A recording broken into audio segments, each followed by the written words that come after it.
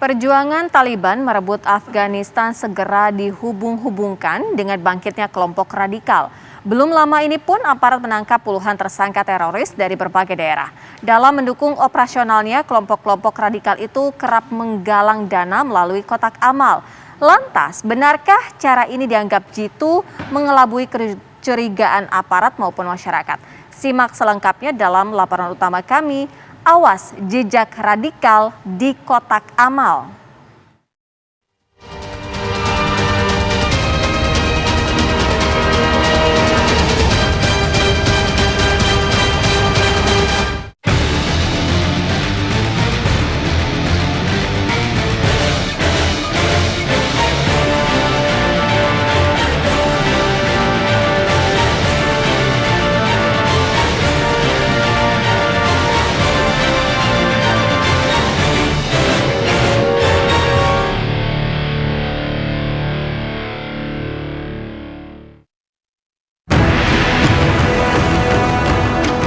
Pertengahan Agustus lalu, masyarakat dikejutkan dengan penemuan 1.540 kotak amal bertuliskan Syam Organizer dari rumah seorang tersangka teroris berinisial RH di Soreang, Kabupaten Bandung, Jawa Barat. RH sendiri disebut merupakan anggota Jemaah Islamiyah yang ditangkap Densus 88 dalam operasi sepanjang 12 hingga 15 Agustus itu. 1.540 kotak amal yang kemudian disita aparat itu memang masih kosong alias baru akan disebarkan.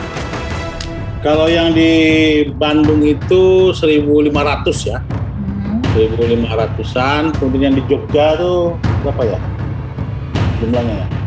Sekitar 400 ya yang Jogja ya. Yang kotak amalnya. Kotak amalnya yang di Jogja itu sekitar 400. Ini yang Syam Organizer aja ya. Betul. Karena sebenarnya kita ada juga yang nyita yang lain yang di Medan, di Padang gitu tuh jumlahnya juga hampir sama, banyak juga 2.000-an lebih juga. Fenomena penggalangan dana melalui kotak amal yang diduga turut dilakukan kelompok teroris bukanlah modus baru. Pada penghujung Maret lalu, aparat menyita 500 kotak amal di Deli Serdang, Sumatera Utara yang juga ditengarai untuk mendanai kegiatan terorisme. Bahkan pada medio Desember lampau, pihak aparat mengungkapkan lebih dari 20.000 kotak amal untuk tujuan serupa telah disebar ke beberapa daerah. Pengungkapan itu menyusul ditangkapnya tersangka FS yang disebutkan dari Yayasan Baitul Mal Abdurrahman bin Auf yang berbasis di Lampung dan berafiliasi dengan Jamaah Islamiyah. Menghimpun dana publik dengan metode menyediakan kotak-kotak infak di warung-warung, di tempat ibadah. Jadi metode yang paling mudah diterima oleh masyarakat, dan itu metode yang juga lebih ringan untuk dilakukan. Jadi antara aktor dengan kesempatan berbeda. Aktor bisa berbeda, tapi kesempatan untuk menghimpun dengan cara seperti itu akan terus berulang. Ini saya kira mereka memanfaatkan peluang dari kondisi sosiologis dari masyarakat Indonesia, yang dimana kita ketahui secara sosiologis masyarakat Indonesia ini memiliki tingkat kedermawanan dan kepedulian sosial yang sangat tinggi, apalagi yang berkaitan dengan nilai kemanusiaan maupun nilai-nilai yang berbasis keagamaan. Jadi mereka banyak menghimpun dana dari masyarakat untuk kepentingan kelompok ini. Makanya kemudian 9 lembaga sosial yang terafiliasi dengan kelompok-kelompok teroris seperti saya sebutkan itu, dan itu banyak digunakan untuk operasional. Mereka untuk mengirimkan orang-orang itu ke Filipina, dan sampai sekarang lembaga-lembaga itu juga tidak diberangus, karena kadang lembaga-lembaga itu juga mengcoverkan dirinya dengan lembaga sosial yang terdaftar di Kemensos.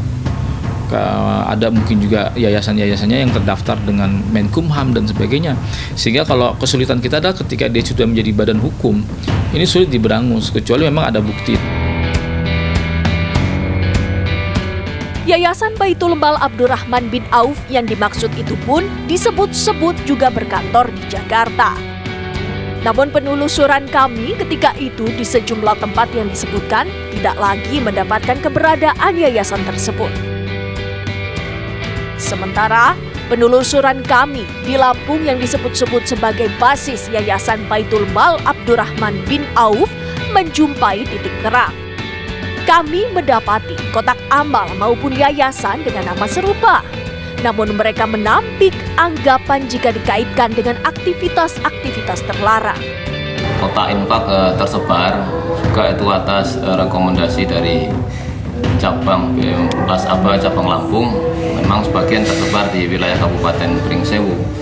Namun dari penghasilan atau kotak infak itu untuk 5 program kegiatan sosial, pendidikan, kesehatan, ekonomi, dan kesehatan. Ya, kita kan Pokja ini kan kelompok kerja, jadi izin operasional semua ada dari pusat, dari cabang Lampung yang direkomendasi oleh Basnas Provinsi dan Kemenak Provinsi Lampung. Kami langsung melakukan konfirmasi atau klarifikasi kepada pihak aparat kepolisian. Dan alhamdulillah kami mendapatkan kepastian, mudah-mudahan tidak berubah, bahwa itu tidak ada di lingkungan masjid atau musholah kita yang ada di Provinsi Lampung. Bersedekah adalah amalan terpuji. Namun akan lebih elok jika umat juga cerdas agar apa yang didermakan itu tepat guna dan sasarannya.